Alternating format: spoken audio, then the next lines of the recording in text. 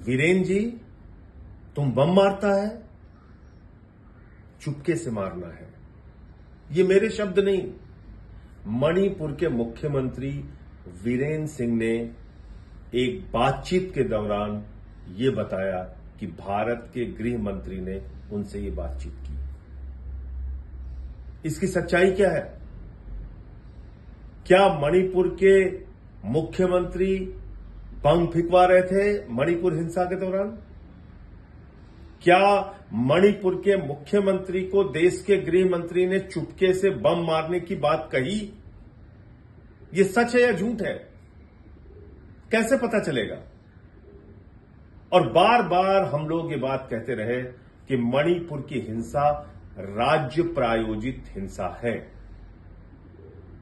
यह सरकार के द्वारा प्रायोजित हिंसा है, यह भाजपा के द्वारा प्रायोजित हिंसा है और इसका मुख्य अभियुक्त है मणिपुर का मुख्यमंत्री वीरेन सिंह। वायर ने अपनी एक रिपोर्ट के जरिए यह खुलासा किया। यह बहुत ही गंभीर खुलासा है, देश को चौंकाने वाला खुलासा है।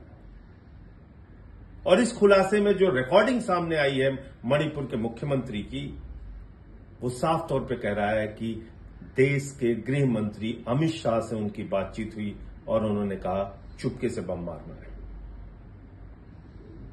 मणिपुर के मुख्यमंत्री का इस्तीफा होना चाहिए, उनसे पूछताछ होनी चाहिए कि उनकी बात में कितनी सच्चाई है।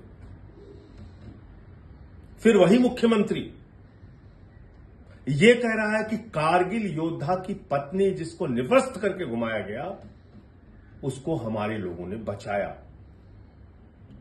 और आगे वो कह रहा है कि निवस्त करके महिलाओं को घुमाने वाले दरिंदों को रिवार्ड मिलना चाहिए, उनको सजा नहीं मिलनी चाहिए। एक मुख्यमंत्री का काम क्या है? दो समुदायों में अगर कोई मतभेद पैदा हो गया है, हिंसा की स्थिति है, तो उसको रोकना और समझाना।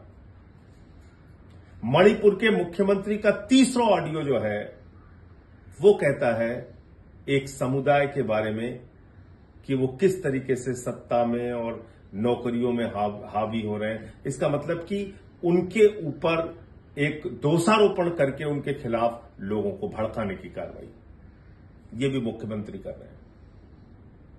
क्या ये सब कुछ काफी नहीं है?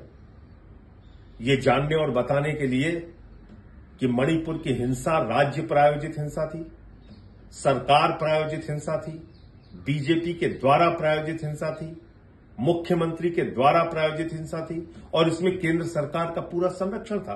भारत के प्रधानमंत्री एक शब्द भी नहीं बोले मणिपुर की हिंसा पे, महिलाओं के साथ हो रही दरिंदगी पे एक सवाल नहीं खड़ा किया भारत के प्रधानमंत्री ने।